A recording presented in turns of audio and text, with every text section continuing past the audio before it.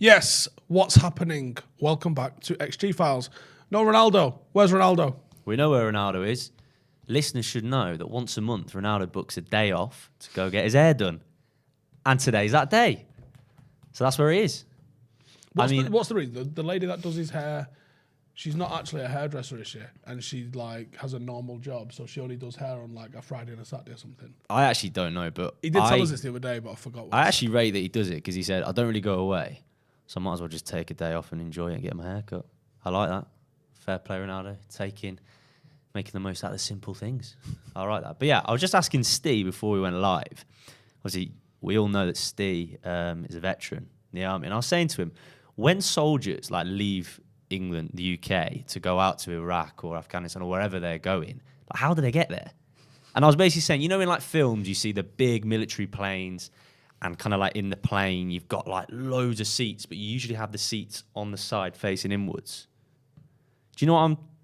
Is it like that? So how is it? With Afghanistan and Iraq, actually, you generally fly on a 737 or a 747, so what would very much look like a commercial airliner. I actually flew, I think one of the times I went to Afghanistan, because I did 3 or 4 different trips out to Afghanistan. Mm-hmm. I came home for paternity leave in my first tour, so with Jaden being born, so I had to go back again. So I ended up going back and forward a fair few times, and I flew. I'm sure it was on Qatari Airways or something like that, which was leather seats. What were you wearing? Deserts, combats. Really? Yeah, in my combats. So you fly in it's not a commercial airliner; it's an RAF airliner. With RAF people being the stewards and stewardesses. And you will typically land at a major international airport. So in Afghanistan, that's Kabul. Yeah. In Iraq, I think we stopped off in either Qatar or Turkey and transferred into a C-17, which is that military plane. Got you. That you're aware of. I think my first time out to Afghanistan,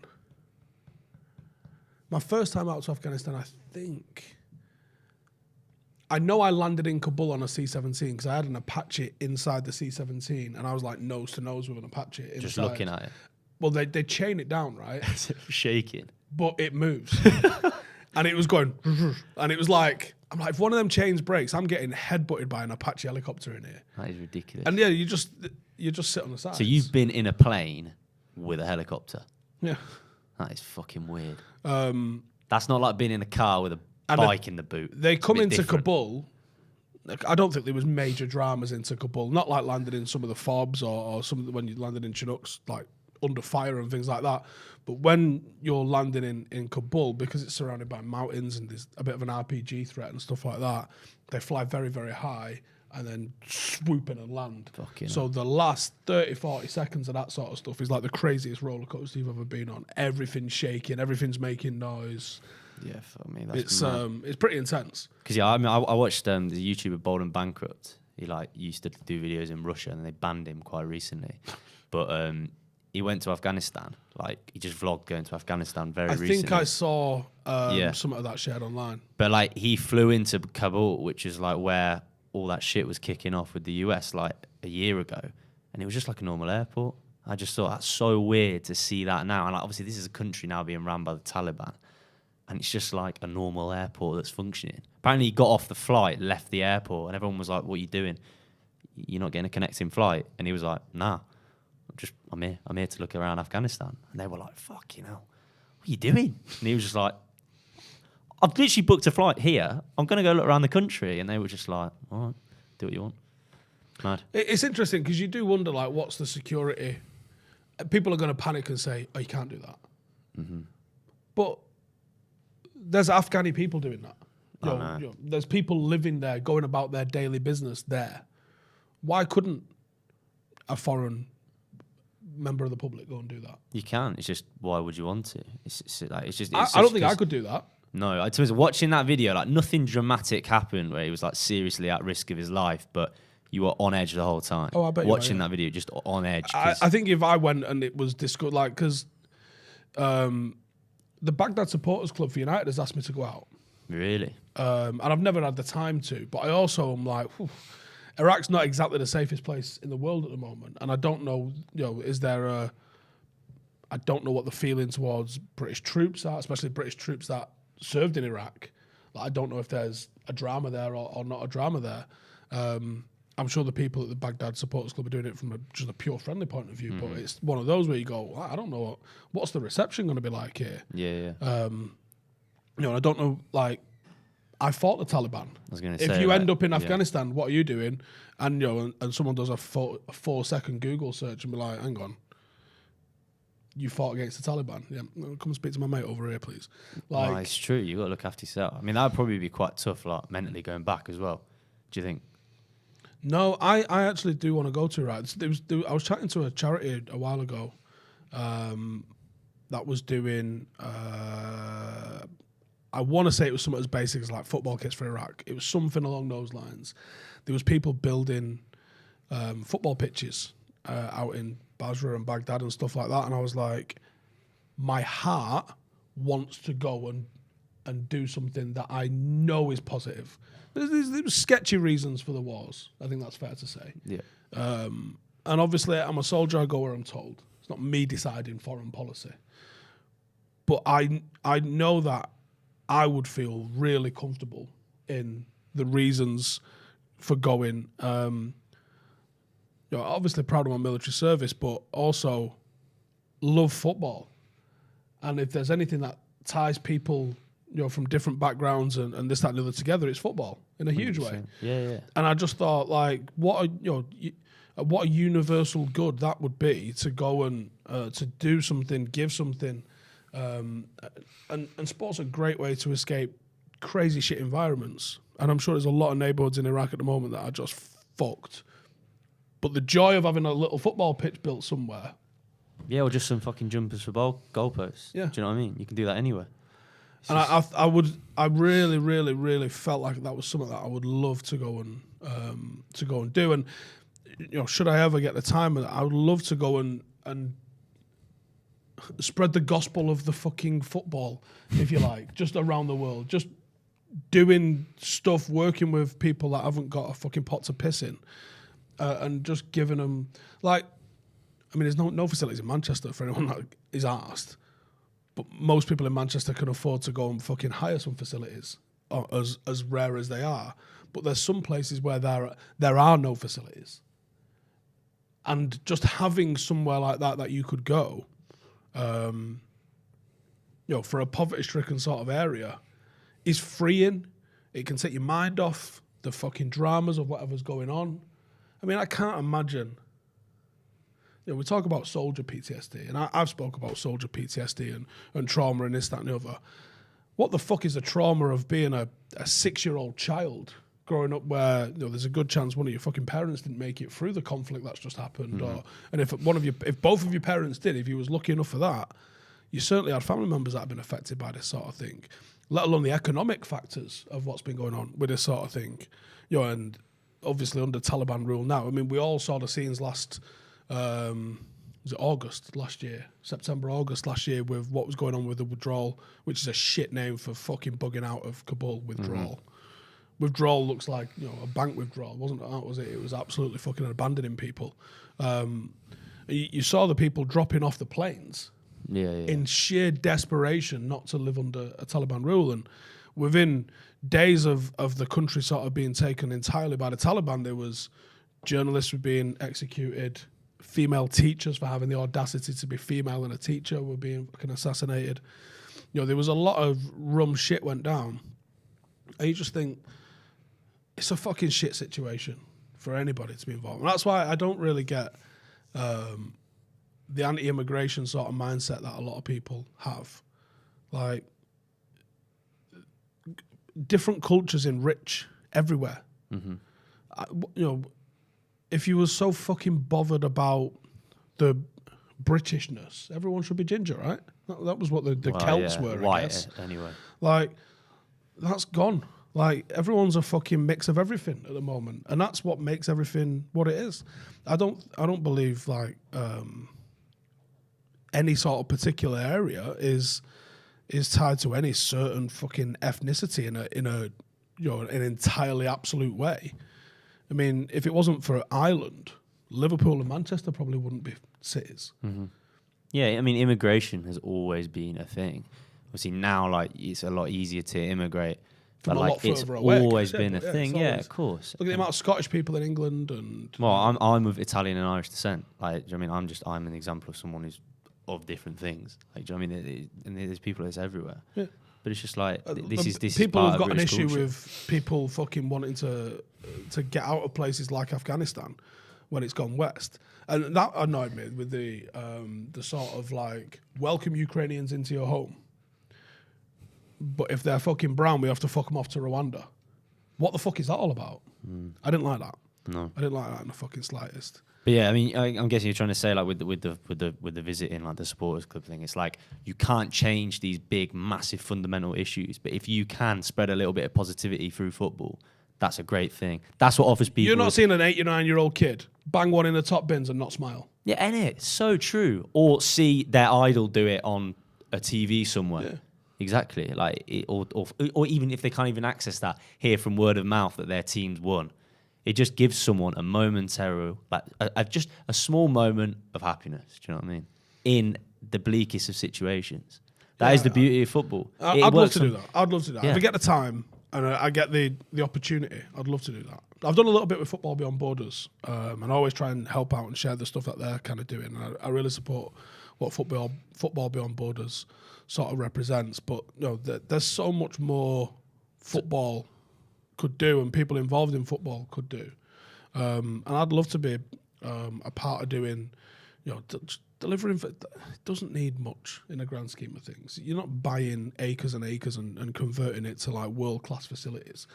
Sometimes just a bit of a flat ground and some nets and a bit of a cage around it is more than enough, even if it's a dusty pitch. Without a doubt. That's the sort of shit that I would really that'd get me up in the morning. That. Yeah. Amazing. But yeah, no, that's proper good stuff, that. But should we switch the conversation now to what the thumbnail says? Why is fucking Boehly on the telly behind us? What's going on here? Well, what's he done now? Obviously, we're playing Chelsea this week. Yeah, I checked the fixtures. Big game. That's true. Big game. But they got a new manager. He's doing quite well. They've got a new owner as well, which is very interesting. Do you fuckers know Graham Potter used to manage Leeds Uni? Yeah, and another uni. Leeds Beckett Uni, I think it was. Yeah. And now he's manager of Chelsea. That deserves a round of applause, that. You don't have to be an ex-player. You don't have to. He was an ex-player, though, wasn't he? Yeah, let's have a look. Go on, have a quick. I think it was like... I hope he's not. I think he was I think he's played in the league. Just search Graham Potter wiki. Potter. You'll get it. Let's have a look. Graham Potter. Playing career. There you go. We've got Birmingham, Wycombe, Stoke, Southampton, West Brom. Yeah, he's played in the league. He's played in the league. 300 odd games, man. Yeah, of course, he's played in the league. But yeah, I mean, he's not a manager like Steven Gerrard, who straight away got quite a big job at a big club from an ex-player's perspective. He built himself from the bottom, which I really rate. And you must like that as someone managing a non-league football club. Don't think I'll be managing a Premier League team. No? But, yeah, I think managing's managing. And managing is an entirely different skill set to playing. Mm-hmm. They shouldn't be closely related. They're totally different. I just think, though, the understanding a dressing room at an elite level, if you've been a player, you will understand that. If you haven't, you can still gain quite a big understanding, but it's not quite the same. And I just feel like it does benefit you a bit being an ex-player. I think it does. Yeah, but how many people, and there's a massive distinction in here, so how many people have never been in a changing room? So nice. It's a case of, okay, was you in a changing room in a Champions League final? Does that equip you better or less, or more or less, than having experienced hundreds of dressing rooms playing at whatever level you've played at? I don't necessarily know if having experienced it as a player, because a player's mentality is a very selfish mentality. My performance, my individual battles, and then what can I contribute to the team comes secondary, usually to that. Whereas a manager is very much about keeping the harmony within a dressing room, delivering the sort of message that you want to deliver, knowing the strengths and weaknesses of your team and being able to communicate that to the team to end that up in a positive result for you more often than not. And the ones that are able to do that more often than not are going to rise through the ranks. Yeah. But it's rare to see people given an opportunity that haven't had an extensive career. But the likes of Sarri, the likes of Jose Mourinho have proven that you can go and win European trophies without having that. This isn't me telling you that I'm going to win a European trophy one day, right? But No. the thing is that Jose Mourinho and even Arsene Wenger, I think played professional, but not to any sort of like accolade. Mm-hmm. I mean, even Fergie's career gets downplayed in a massive way, but he was a big money signing for Rangers and stuff like that. Rangers, yeah. Your career as a footballer might open some doors for you as a player, as a manager. But the two things are not related. You cannot draw a line from great players to great managers with any degree of correlation. Mm-hmm. It looks like random, doesn't it? It's like if you looked at Ballon d'Or winners that went on to be ultra successful managers, is there one? I can think of one. There ain't many. There ain't many that. I mean, Didier Deschamps wasn't exactly a Ballon d'Or winning player, but he's someone that managed to win everything as a player and everything as a manager. There's not many people who've done that. It's interesting because there's two things I want to say on that. One of them is like I would love to see a manager from another top sport, like another top team in another sport, have a go in football, or vice versa. I'd love to see. Clive Woodward fucked about, didn't he? That's what I mean. I'd love to see. Clive Woodward. Was it Southampton? I think Eddie Jones says it quite a lot. He'd love to give football a go one day. What was Clive Woodward doing? I'm pretty sure he was director of football at Southampton. Really? Let's have a look. But yeah, I mean, I'd love to see that. And the other thing is like the game now is so tactical. Football's always been tactical. But back in the day, from my standpoint, it seems like it was more of football's just like, can I motivate my players? Can I get them playing? You know the famous semi-final of the European Cup in 1958, Matt Busby just goes into the change rooms and he just says, lads, just play. Like, I feel like football used to be more like that, whereas now it's so tactical. And you can be a tactician, but not necessarily a player and still manage well. Do you know what I mean? So, for example, Graham Potter is obviously a master tactician, but older managers might not be like that. Because the game's more tactical now, you can study tactics. You could become a masterful tactician just through studying, not through playing. Now, if you can manage as well, why not? Why not be a good manager? The problem that you're going to have, let's say if it was me, for example, right? Uh-huh. The problem I would have if some fucking lunatic League One manager was like the fat lad on YouTube, he's the one, right? And made me manager because of my absolutely fucking above average record with Stretford Paddock, right? Phil Neville's had worse appointments. The thing that being a top level pro does is it gives you credibility with the players. Yeah. So when Steven Gerrard walks into training and maybe gets involved in a bit of a possession box or something like that, some people will go, fucking hell. So I know that's what they said about the likes of Glenn Hoddle. Mm-hmm. Glenn Hoddle would go, I want you to do this. And someone would start looking at him like, I'll show you. Yeah. Fucking Bosch, top bins. And then do it again. And then do it again. And you go, fucking hell, he's good. So players are going to buy into that and respect what they know is genuinely like high level, or that you've won leagues, you've won trophies. If you've not done that, there's going to be a skepticism. And the second you get a series of bad results, it's because you've never played the game. It's because you've never played in the Premier League. It's because you've never been in the Champions League. You don't fucking know what this level's like. That is true. But then you've got players or managers that did have full careers in the Champions League, that did have, like, Gerrard, Gary Neville, and there's been some, I mean, those aren't that bad in the grand scheme of things, their records. But there's been some horrendous records. And the crazy thing is there's been some people who've been successful managers. David Moyes was successful. His record at United is still like 56% or something like that. it's a pretty decent record in the grand scheme of things, just not good enough for United. He went on, whether his confidence was shot or whatever it was, he had a bad few appointments after that before he came to West Ham, picked himself up again, and it seems to have fell off a little bit again. Yeah. So you're like, well, did he have it, lose it, get it back? Or did he maybe always have it and things weren't quite clicking for him? Like, it's a really weird thing. Like, one of the reasons racism in terms of selection of players was one of the easiest things to sort of get rid of is because you can look at a player and go, he's fucking better than him. Yeah. He can do this better than he can do this. I'm picking him. Regardless of his colour or anything like that, he's the best player. I'm fucking picking him. Jobs are good at. But because there is the perception, at least, whether it's true or not, is that, for example, black managers aren't being given the opportunity in England because managing is still a bit of a woo, sort of mystical, sort of what does a manager do? And because you can't measure it as easy as you can measure, well, he scored 30 goals, he scored 20, he's fucking bad. Yeah, you don't know how important a manager is, and each manager in every club will be different importance. But they reckon that's one of the themes in Soccernomics is that they reckon racism's still prevalent within selecting managerial candidates because it's not as obvious that someone's better. Interesting. Racism was taken out of it to a large degree in selection of players because it's so fucking obvious. Like, everybody's observing this and going, he's fucking clearly better than him. It's so like stat driven now as well. Yeah.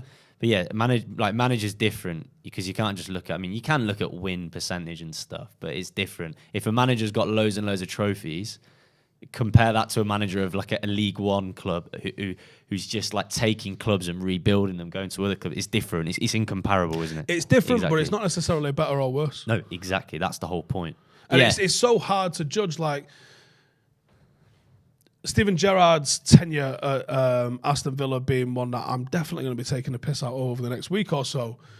One of the reasons why I feel he's underperformed is because I look at that team and there's a lot of players who start for United. A lot of players. Not Mings, obviously. But like, there's a lot of players that would walk into that United team. I've got a Villa fan, mate, who thinks Mings is a good player.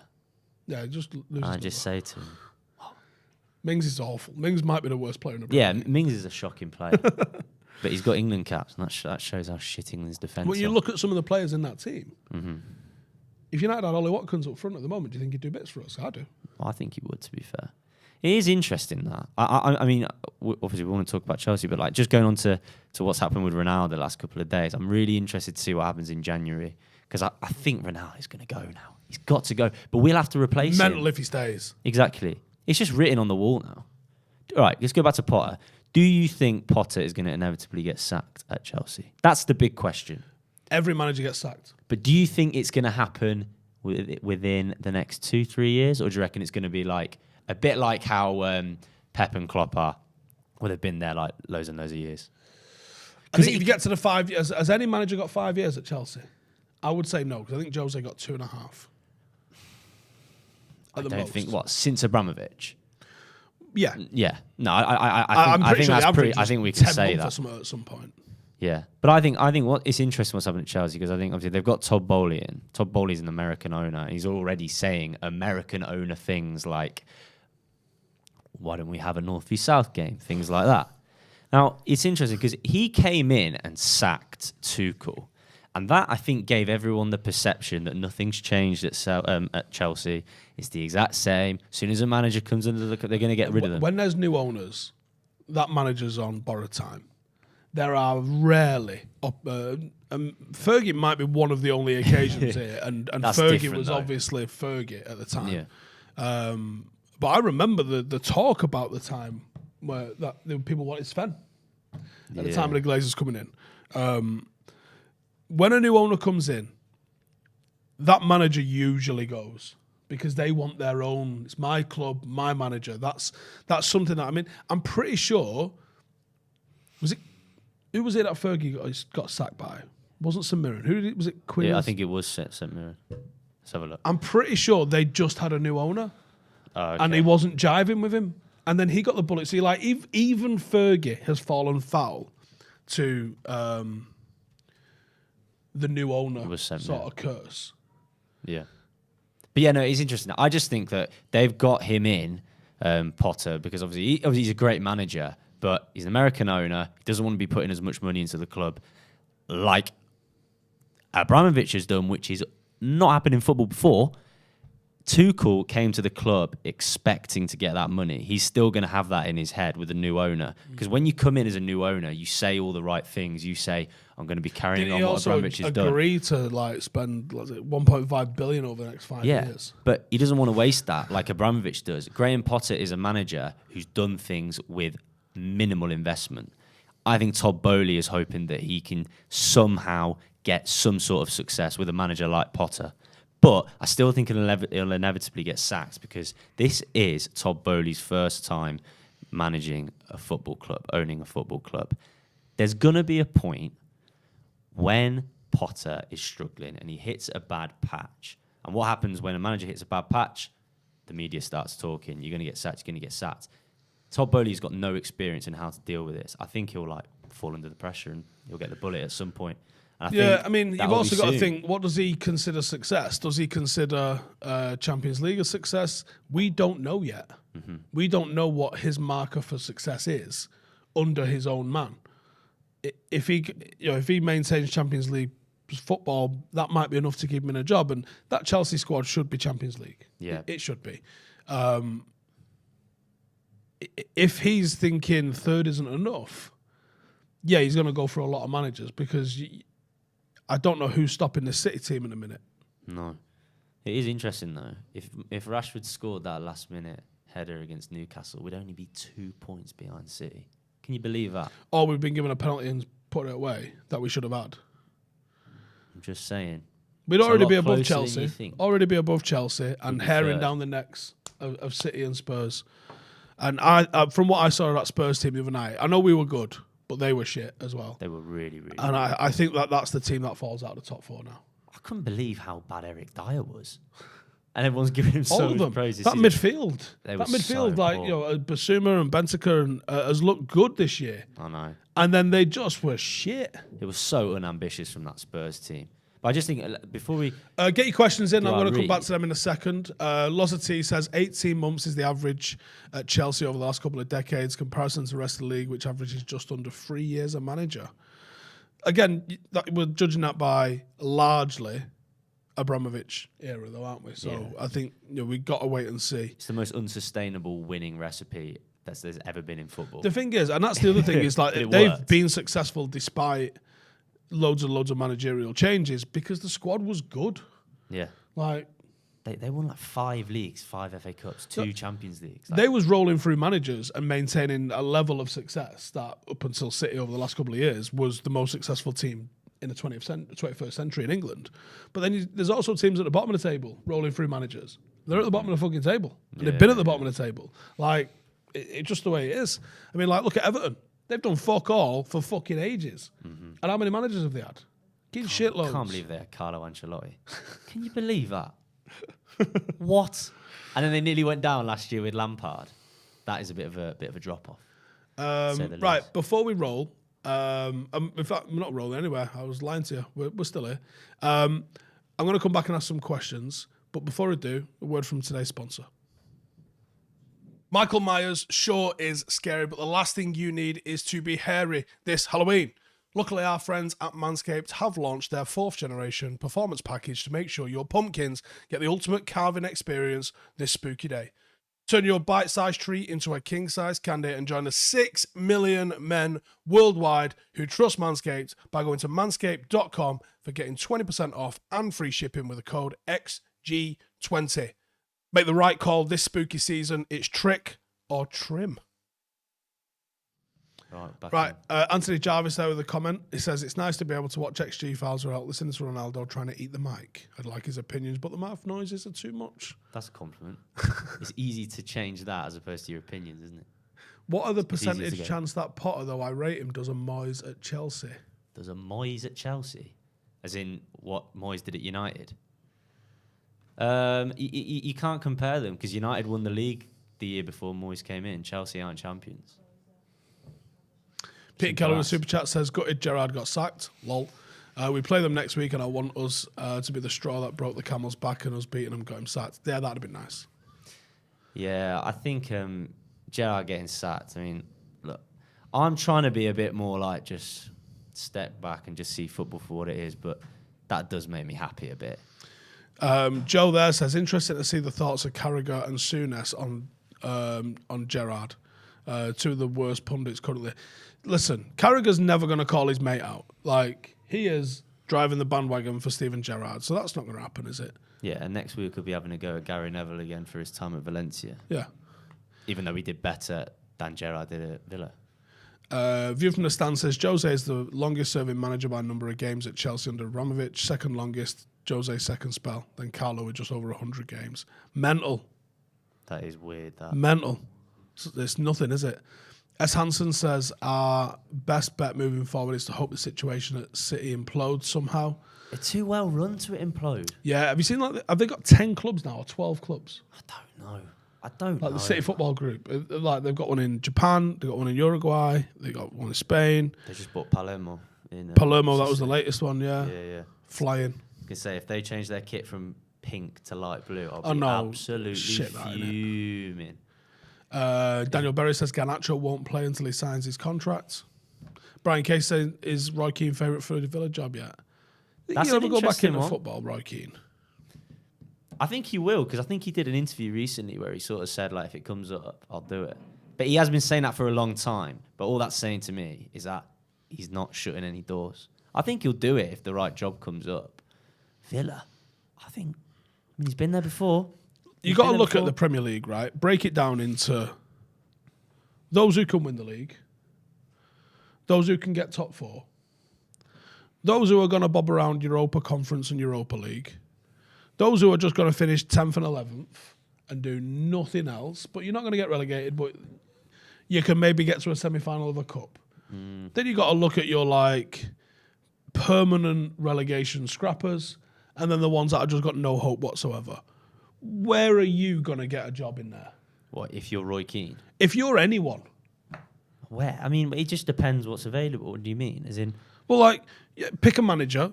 And, like, obviously there's only one or two clubs available at any given time. Would you go into the Premier League there? I think the best bet if you want to manage in the Premier League is to take over a championship team. And probably go up. Yeah. I reckon that's your best chance at sticking around. Like a big club. Because I guarantee there's a lot of championship clubs where if you're a manager and you look at them, you can think, oh, I like the director of football. I like the history of the club. There's something we can do here. I like the city. I like the fan base. There's definitely something we can work with here. That's actually a project. Whereas if you take over a club that's trying to stay in the Premier League, it's just stay up as all costs. Survival mode. You can't implement anything in long term. Yeah. That's not what you want. That's an interesting point. I've never really thought about that. Go into the championship and work yourself up. Because that's the way to do it. Because then what you've got is you've got the opportunity to win something, championship. You've got, if you don't win it, you've got the day out at Wembley and that playoff game, which is a brilliant thing. You've got some sort of a bonding with your club then, because you've got to think, what's the best memories you make if you're just a manager that takes your team from 11th to 10th? You've got nothing. Yeah. You've got no connection with them. You've got no days out.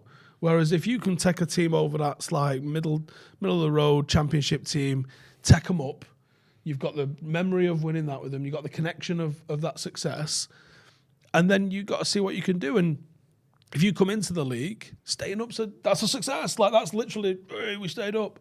Where can we go now? One more place. Like, I know what you mean. So you've actually got, and you're still getting sacked. Yeah. I don't know. I think gone are the days of Dario Grady and what did he do? 20 years at Crewe. Yeah, there's so many clubs that you were saying about. There's Champions League, Europa League, and then there's that gap between the relegation. Think about how many clubs are trying to get Europa League football every year. Well, how many teams have played Premier League since 1992? I want to say it's over 50, I think. There used to be a quiz that we used to always do at school, and you had to name every single club that's played in the Premier League, and you had like 3 minutes to do it. That'd be a good video. You got people like Luton who missed out on it by getting relegated. Luton and Notts County, I think, got relegated in the last season of the Premier League just before we went down. 50 clubs, apparently. It's 50. Yeah, well, no, that was as of 17, 18. Oh, right. It's So- probably a couple more then. Probably only a couple, though. Brentford. There'll be a new one. Yeah, Brentford. Obviously, Forest back in the day. had Adichie played. Guatam with a super chat there. He says, need Sean Dyche back just for 4-4-2 vibes. That was one of the things that I think Sean Dyche's made the Premier League interesting. If everyone's a carbon copy of all the other managers, it's boring. Yeah. That's what you get in Spain, apart from Simeone. Whereas if you've got like, what makes the Premier League interesting? Like we were saying before about immigration, the flavours is what makes it interesting. So yeah, you might have Pep at one end, and you might have Potter doing something at the other end. But then you've got to fucking travel up the M66 to Burnley, right? Or is it 61 from here? 66 or 61. Who gives a fuck? Because it's dark and it's always raining. And you've got to go and try and figure out how to deal with Sean Dyche's fucking straight out of 1988 fucking 4-4-2 vibes. That's what makes the Premier League great, is that you have to figure that shit out. Yeah, there's got to be one club doing it differently all the time, because it's when loads of teams start doing it. But if you're that one club doing something different, like Sean Dyche at Burnley, look how long he kept Burnley in the Premier League. It's unbelievable. And they should never have sacked him, by the way. They should never have sacked him. He might have saved them, genuinely. Would you take Sean Dyche as the England manager over Gareth Southgate? Can you imagine he goes into the World Cup with those players? What's Sean Dyche's win rate? I reckon it's better than Gerrard's. I reckon it's better than Gareth Southgate's. Sean Dyche will. As a club manager, at least. At Burnley, we'll have a look. 39.6%. I'm guessing that's just in the Premier League. 39.6. So, I mean, it's Southgate's was 33, I think. Where? What, at England? Well, no, with Middlesbrough when he was at Middlesbrough. Well, there you go. That shows. He's the man. Yeah, that would have been the thing. Sean Dyche would be better than Southgate, because it'd be really interesting with Sean Dyche having that level of talent available, how he would line them up. How do you think Mourinho would do if he took over England now? Because I was having a chat with my mate about this the other day. I'm not sure Mourinho is the 2010 Mourinho, though. No. 2005 to 2010 But Mourinho. I feel like taking over a national team is the one bit of magic he might be able to still work. Because taking over, think about Mourinho. What country did he make his name and came back to twice? England. So in English football, Jose Mourinho is blasé. All these English players will always know the magic that Mourinho had. Now, Mourinho's way of getting teams to win was that getting them to buy into his thing. A World Cup and a Euros is like 4 weeks every 2 years. All you need to do is get those players going. Down. Exactly. That's the criticism of Mourinho is he's too intense and he just grinds you down. Yeah, if you only have to see him every couple of months. What I'm saying is, like, if you got him in now, not now. Say you got him in like a year ago. That's enough time for an England team to believe in what Mourinho's doing. And you know what he's like? He'll find a way. Maybe. There was a point that I could have had about Mourinho with when he lost Rufari and it all went tits up for him. Michael Beale supposedly was the genius behind Steven Gerrard. Not Ian Beale. Apparently he was the one that delivered all the tactical stuff and all the rest of that sort of shit. Well, he left in summer and he's the manager at QPR, where he's got a 50% win rate. 8 wins in 16, I think, at QPR. I should ask Ethan Laird, actually, what he's like as a manager. Yeah, do. But supposedly he was the brains behind Gerrard. He was the assistant at Villa and at Rangers. So he's the next name to keep your eye out for.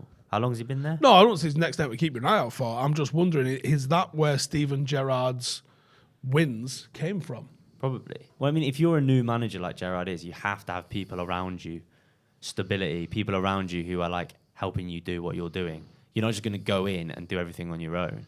If he loses that man, shit's going to hit the fan. And that's exactly what has happened. I saw a question before from someone, so I didn't catch who it was, but they said, where does Steven Gerrard go from here? I think he'll take a bit of time out, do a bit of TV work, and then I don't know. Can you see him managing abroad? He could go to America, could do what Rooney's done. He's got the experience of playing there, hasn't he? He's got links to LA Galaxy. That could be an option. Yeah, it's an interesting one because managerial stuff's a little. Some managers, and maybe they're the journeyman, your Warnocks and people like that just seem to be fucking in this mixer of just. Fucking love it. How many jobs you had? Don't know. I'll have another one. They're your journeyman managers, aren't they? That have got like fuck all wins, but they'll do your job kinda. Unless you get up in that, like it's a bit like boxing where you lose one, you get a big sacking. Yeah. You don't really see managers coming back from it, do you? I mean, Jose wobbled a little bit. He's been successful relatively with Roma, but how many managers do you see being back-to-back successful? I mean, Ancelotti's a weird one, but you look at where he's been sacked from. Chelsea. I don't even know if he was sacked at Chelsea or did he just leave? Was it the end of his contract? I'm not sure. I feel like he didn't actually.